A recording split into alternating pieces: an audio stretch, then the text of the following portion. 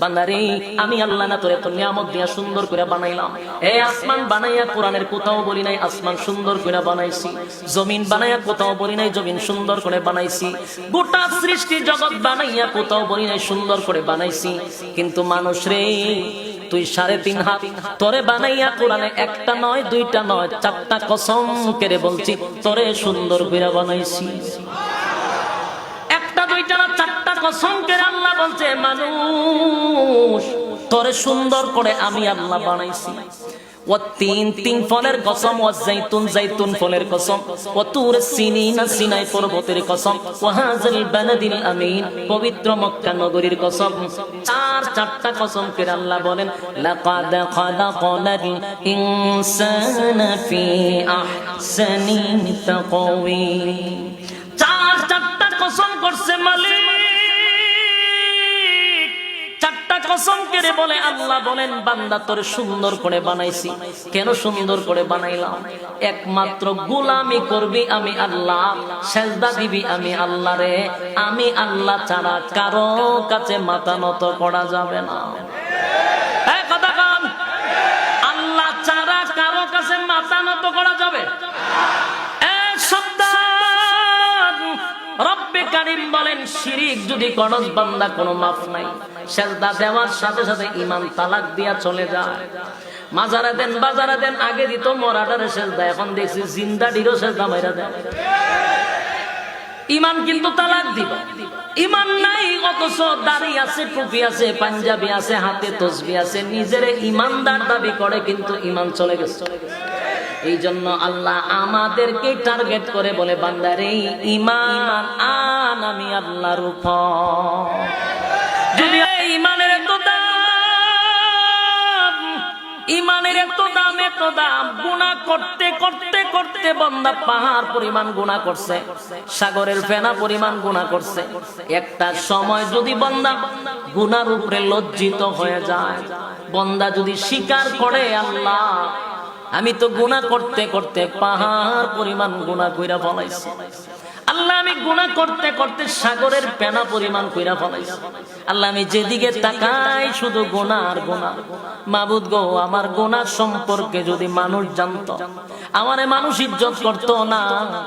আমার গুনার ব্যাপারে যদি বাবাই জানতো, বাবা সন্তান বলে স্বীকার করতো না।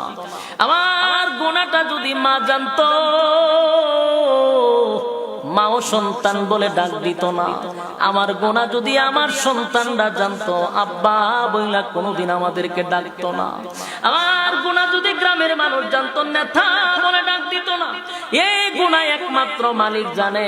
সেই মালিকের সাথে যদি গভীর রজনীতে নজুলে রহমতের সময়, যেই সময় মানুষ স্ত্রী পুত্র লইয়া ঘুমায়া যায়, পশু পাখিরাও ঘুমায়া যায়, নিঝুম রাত্রিতে যদি আসামির বেশে আপনি যদি আল্লাহর কাঠগড়ায় দাঁড়াইয়া 2টা হাত তুলিয়া যদি চোখের পানি ছাইরা গুনার উপরে লজ্জিত হয়ে যান, আর যদি বলেন মালিক তামাম পৃথিবীর মানুষ আল্লাহ গভীর রাত ঘুমায় আছে তার স্ত্রী পুত্র লইয়া, আল্লাহ পশু পাখিরাও ডালে ডালে ঘুমায়া গেছে গো, আল্লাহ আমি যে আপনার এক আসামি গুনার বোঝা লইয়া আপনার সামনে দাঁড়াইছি, আল্লাহ আমি আমার গুনার উপরে লজ্জিত।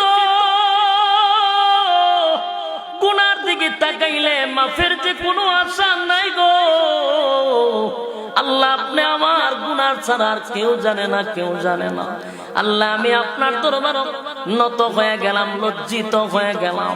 চোখের পানি ছেড়ে দিয়া যদি মানুষ গুনার উপরে লজ্জিত হইয়া চোখের পানি ছেড়ে দিয়া কাঁদে, আল্লাহ বলেন নজুলে রহমতের সময় যদি কোনো বান্দা বান্দি আমি আল্লাহরে ডাক দেয় রে, আমি আল্লাহর কুদরতের মধ্যে জোশ উঠে যায়।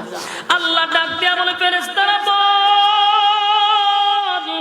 আমার বান্দা আমারে কেন ডাকে, কেন কান্দে কেন কান্দে? ফেরেশতারা বলে মালিক এই বান্দা জাহান্নামের ভয়ে কান্দে। আমার আল্লাহ জিগায় বান্দা কি জাহান্নাম কোন সময় দেখছে? না মালিক জাহান্নাম কোন সময় দেখে নাই। তাহলে জাহান্নামের ভয়ে কেন কান্দে? বলে ওয়াজ মাহফিলে বৈশা বৈশা জান্নাত জাহান্নামের বয়ান শুনছিল, শুই না এখন জাহান্নামের ভয়ে কান্দে। আমার বান্দা কি কোন সময় জান্নাত দেখছে? না মালিক জান্নাতটাও দেখে নাই। জান্নাত না দেখা জান্নাতের আশায় কান্দে। আল্লাহ বলে ফেরেশতারা রে আমার বান্দা জাহান্নাম দেখে নাই, আমার বান্দা জাহান্নাম দেখে নাই, জান্নাত দেখে নাই। ওয়াজ মাহফিল আলেমদের কথা শুই না, আজকে আমি আল্লাহর কাঠগড়ার সামনে দাঁড়াইছি। ভিক্ষুকের মতো হাত বাড়ায়া দিছে, চোখের পানিটাও ছেড়ে দিছে। আগামীতে আর গুনাহ করবে না এমন ওয়াদা করছে। ফেরেশতারা সাক্ষী থাক, আমার বান্দার চোখের পানি আমি ব্যথা দিব না, আমার বান্দার চোখের পানি আমি বিপলে দিব না। ওয়াদা দিলাম বান্দা জিন্দেগির সব গুনাহ মাফ করে আমি আমার বান্দাকে নিষ্পাপ বানায়া দিলাম। জোরে কোন